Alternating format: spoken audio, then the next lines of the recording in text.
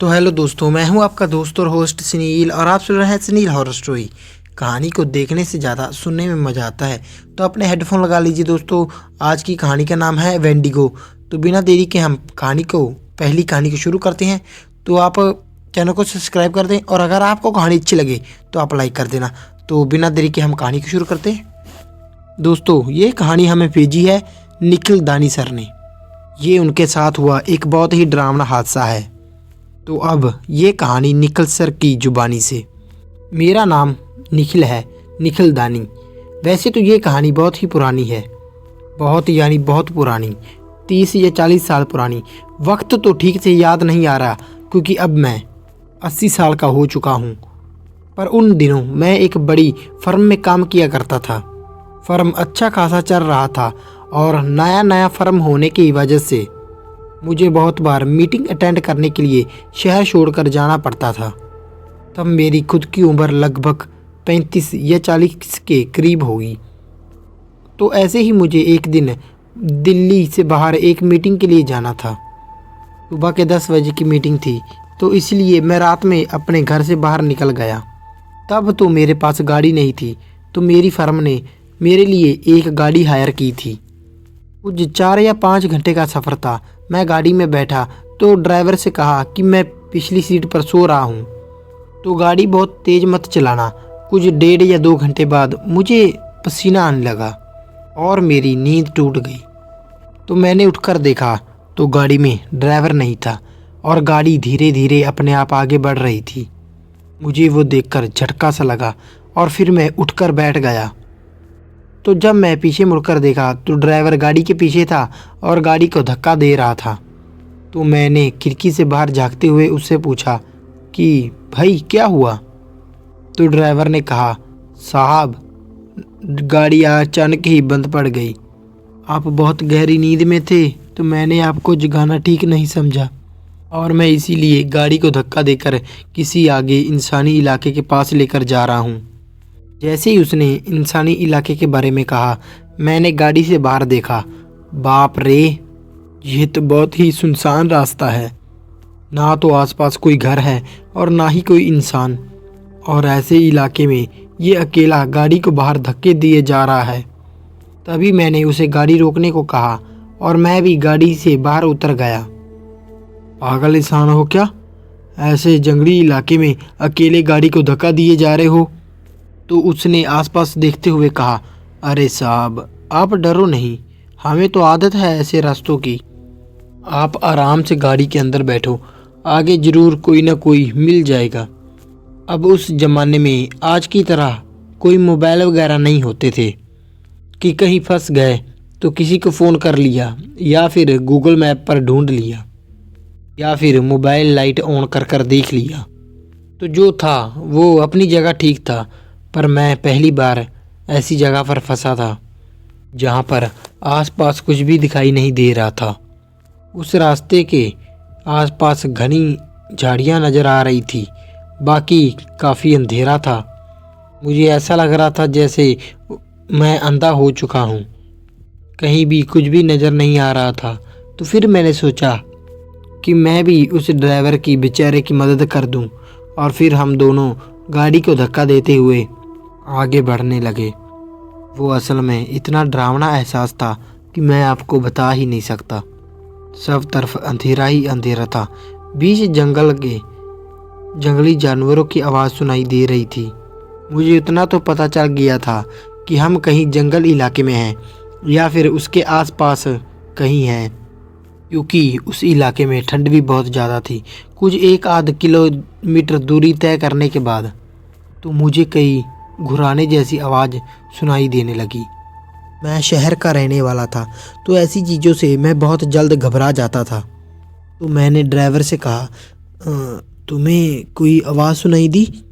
तो ड्राइवर ने कहा, अरे साहब ये जंगल इलाका है, यहाँ पर हर सेकंड ऐसी आवाज़ें आती हैं। तो मैंने उससे कहा, नहीं तुम समझ नहीं रहे। तो ड्राइवर ने फिर मुझसे कहा, साहब आपको डर लग रहा हो तो आप चाहे तो गाड़ी में जाकर बैठ जाओ, कुछ ही देर में हम शहर पहुंच जाएंगे। लेकिन फिर भी मैंने सोचा कि मुझे शायद डर की वजह से वहम हो रहा होगा। तो मैंने उससे कहा, अच्छा चलो कोई बात नहीं, हम दोनों अगर गाड़ी को धक्का देंगे तो बहुत जल्दी पहुंच जाएंगे। और फिर हम दोनों गाड़ी को धक्का देते हुए आगे बढ़ने लगे और कुछ ही मिनटों में मुझे फिर से वो गुर्राहट भरी आवाज़ सुनाई देने लगी।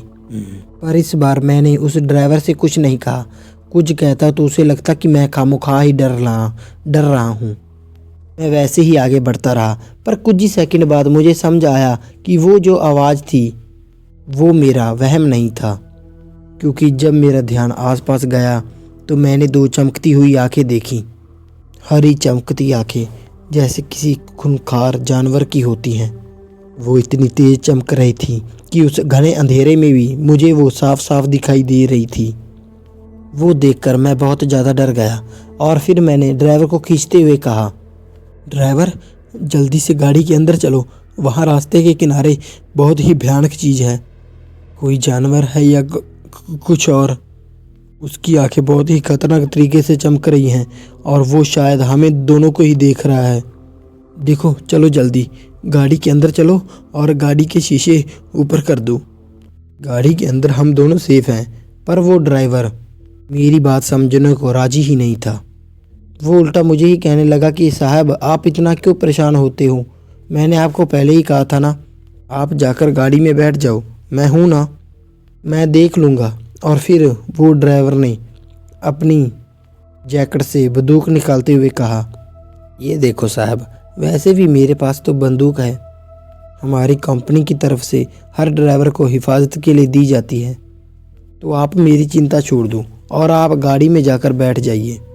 और वैसे भी हमें ऐसी चीज़ों की, ऐसी सुनसान इलाकों की आदत होती है, आप बस जाकर अंदर बैठ जाओ। अब मैं सच में बहुत डरा हुआ था और परेशान भी था, क्योंकि मैंने उसे साफ साफ देखा था। वो आंखें बस हमसे कुछ ही पल की दूरी पर थी, पर अब वो आंखें दिखाई नहीं दे रही थी। पर फिर भी मैं रिस्क नहीं लेना चाहता था, तो मैं गाड़ी के अंदर जाकर बैठ गया और कार के शीशे ऊपर कर दिए। पर मेरा सारा ध्यान आसपास के अंधेरे पर ही था। और कुछ ही देर बाद मुझे समझ आ गया कि मेरा डर सही था। मैंने फिर वो डरावनी चमकती हुई आंखें देखी। वो आंखें दाएं बाएं घूम रही थीं। शायद उसका ध्यान हमारी ओर था और उसका इशारा जब मैं और या फिर ड्राइवर था। मैंने ड्राइवर की गाड़ी के शीशे से बाहर झांकते हुए कहा, अरे सुनो, तुम गाड़ी के अंदर आ जाओ ना, हम सुबह यहाँ से चले जाएंगे। तो उसने पीछे से ही कहा, अरे साहब आप खामोखाम चिंता कर रहे हो, मुझे सुबह गाड़ी वापस पहुँचानी है, आप बस गाड़ी के अंदर बैठे रहो, मैं देख लूँगा ना। मुझे तभी जोर की घबराहट बड़ी आवाज़ सुनाई दी और बस पलक झपकते ही उस चीज़ ने ड्राइवर पर हमला कर दिया। मुझे तो बस ड्राइवर की चीख सुनाई दी, पर जब तक मैं कुछ कर पाता वो चीज़ मेरी नज़रों से सामने ही गायब हो चुकी थी। मैंने एक झट से कांच ऊपर किए अपने आप को छुपाते हुए पीछे देखा, पर पीछे कोई नहीं था। मैं बहुत ही शौक में था, समझ ही नहीं आ रहा था कि अब क्या करना है। मेरी सेफ्टी के लिए ना तो मेरे पास बंदूक थी और ना ही कोई हथियार। शायद वो चीज़ बहुत ही तेज़ी से ड्राइवर को खींचकर झाड़ियों के अंदर से कहीं गायब हो चुकी थी। मेरा बदन कांपने लगा था और धड़कन तेज हो चुकी थी। मैं एकदम झट से नीचे झुक गया। मैं बस यही सोच रहा था कि वो क्या था, वो कोई इंसान था या जानवर। और तब मुझे जंगल के अंदर से गोलियों की आवाज़ सुनाई दी, मतलब कि उस भयानक चीज़ को ड्राइवर ने गोली मार दी होगी। ये सोचकर मुझे कुछ अच्छा महसूस होने लगा, शायद खतरा टल चुका था। पर फिर भी मैं सीट के नीचे छुपा रहा जब तक वो ड्राइवर गाड़ी के पास नहीं आ गया, या फिर गाड़ी के पास नहीं आ जाता तो मैं तो बिल्कुल भी बाहर जाने का रिस्क नहीं ले सकता था और ना ही कुछ गलत करना चाहता था। थोड़ी देर बाद सब शांत हो गया, जैसे कुछ हुआ ही ना हो। ना तो ड्राइवर की आवाज़ आ रही थी और ना ही किसी के घुराने की आवाज़ आ रही थी। पर फिर भी मैं ड्राइवर का इंतज़ार कर रहा था। बहुत देर तक कोई हलचल सुनाई नहीं दी। मेरी हालत बहुत ही ख़राब हो गई थी। बहुत देर से मैं उस सीट के नीचे छुपा हुआ था। कुछ देर बाद मुझे किसी के हल्के हल्के कदमों की आवाज़ सुनाई देने लगी, पर वो आवाज़ ऐसी थी जैसा कोई बड़ा सा जानवर अपने बड़े बड़े पैरों को पटकता हुआ आ रहा हो। मैंने धीरे से अपना सिर उठाया और झुककर ही कांच के बाहर देखने की कोशिश करने लगा, पर बाहर जो देखा वो देखकर मुझे मेरे पूरे शरीर में सनसनाहट सी होने लगी। रास्ते के किनारे कोई चीज़ थी जो मेरी ओर पीठ किए हुए थी। दिखने में वो 12 से 15 फीट ऊंची थी। उसका आकार एक इंसान जैसा ही था। वो देखकर मैं तो लगभग कांपने ही लगा था। वो चलता तो एकदम इंसान की तरह ही था, पर तब न जाने मुझे वहाँ पर क्या अकल सूझी। मैंने सोचा कि यहाँ मरने से अच्छा है गाड़ी स्टार्ट करने की कोशिश करता हूँ। अगर गाड़ी शुरू हो गई तो मैं यहाँ से निकल जाऊँगा। तो मैं धीरे से आगे वाली सीट की ओर चला गया। जब मैंने बाहर देखा तो वो चीज़ अब भी नीचे झुकी हुई थी। गाड़ी की चाबी भी वहीं लगी हुई थी। तब मैंने धीरे से चाबी घुमाई और गाड़ी स्टार्ट करने की कोशिश की, पर जैसे ही उस चीज़ ने गाड़ी की आवाज़ सुनी, उस चीज़ ने झट से पीछे मुड़कर देखा। वो नज़ारा इतना भयानक था कि कुछ वक्त के लिए मेरी सांसें ही रुक गई। वो वही चीज़ थी। उसकी आंखें जानवरों जैसी हरी थी और अंधेरे में वो बहुत ज़्यादा चमक रही थी। उसके मुंह में किसी का सर था जो वो चबा रहा था। मैं वो देखकर फिर से नीचे झुक गया और झुककर गौर से देखा। वो और कोई नहीं, मेरे ही ड्राइवर का सिर था।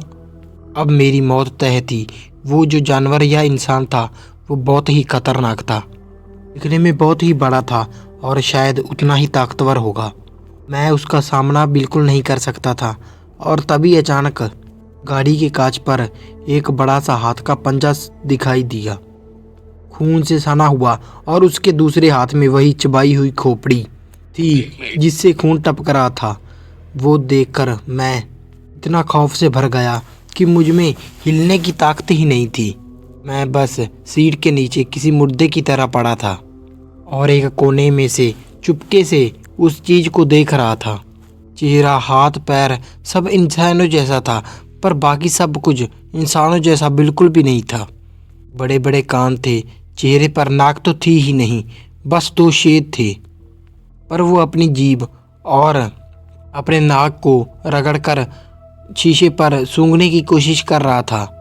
बीच में से अपना मुंह निकालकर कभी वो खोपड़ी को और कभी कांच के ऊपर चाट रहा था।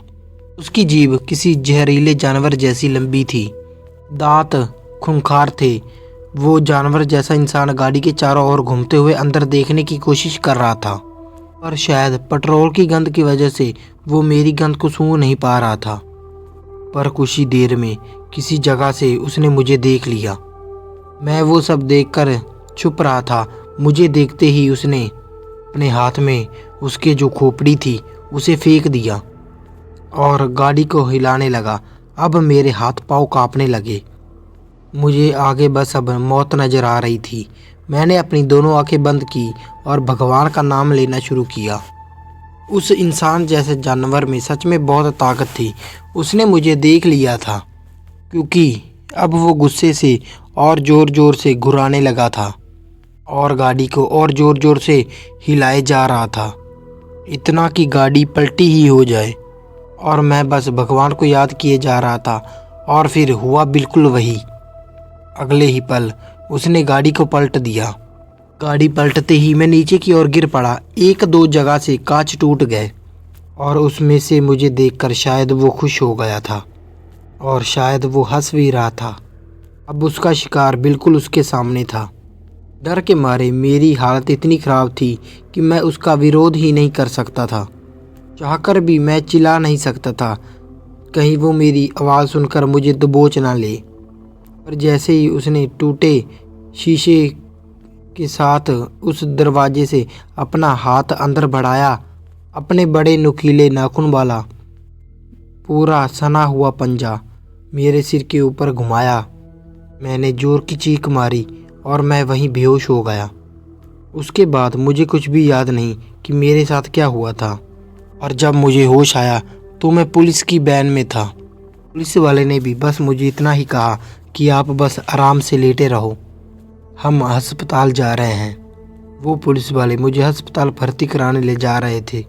मेरी हालत अकेली ख़राब ही नहीं थी, बल्कि मुझ में किसी के साथ बात करने की हिम्मत ही नहीं थी। दूसरे दिन जब मुझे ठीक से होश आया तो सबसे पहले मुझे वो रात वाला शैतानी जानवर और उस ड्राइवर का चबाया हुआ सिर नज़र आने लगा। मेरे होश में आते ही मुझे पुलिस ने उस रात की घटना के बारे में पूछताछ शुरू की। मैंने उन्हें उस रात के हादसे के बारे में सब कुछ बता दिया और तब उन्होंने मुझे बताया कि वो क्या चीज़ है उन्हें भी आज तक नहीं पता चला, क्योंकि आज तक उसके हाथों से कोई भी बच नहीं पाया था।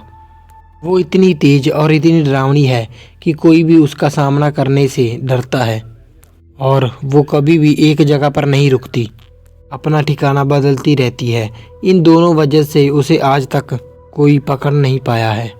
उस चीज़ ने जब मुझ पर हमला किया था तो शायद पुलिस तब तक वहाँ पर आ पहुँची थी और जब तक वो गाड़ी से बाहर निकलकर उसे पकड़ पाते तब तक उस शैतानी जानवर को उन्होंने तेज़ी से उस शैतानी जंगल के अंदर जाते हुए देखा। उस शैतान को पूछताछ के बाद पुलिस चली गई और अब मैं बस यही सोच रहा था कि वो जंगली खूंखार इंसानी शक्ल वाला जानवर अब कहाँ होगा और उसका अगला शिकार कौन होगा। तो दोस्तों कैसी लगी आपको कहानी, लाइक शेयर कमेंट करके ज़रूर बताना और चैनल को ज़रूर सब्सक्राइब कर लेना। मिलते हैं इसी डरावनी और ख़तरनाक कहानी में, तब तक के लिए धन्यवाद।